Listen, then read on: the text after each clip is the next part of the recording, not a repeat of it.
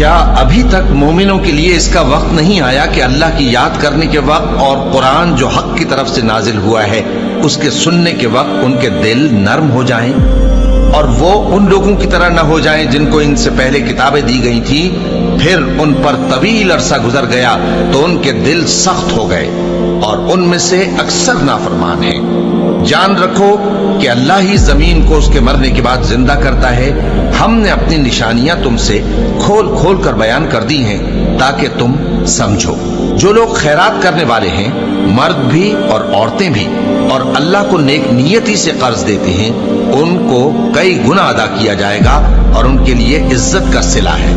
اور جو لوگ اللہ اور اس کے پیغمبروں پر ایمان لائے، یہی اپنے پروردگار کے نزدیک صدیق اور شہید ہیں۔ ان کے لیے ان کے اعمال کا صلہ ہوگا اور ان کے ایمان کی روشنی بھی ہوگی۔ جن لوگوں نے کفر کیا اور ہماری آیتوں کو جھٹلایا، وہی اہل دوزخ ہیں۔ جان رکھو کہ دنیا کی زندگی محض کھیل اور تماشا اور زینت و آرائش اور تمہارے آپس میں فخر و ستائش اور مال و اولاد کی ایک دوسرے سے زیادہ طلب و خواہش ہے۔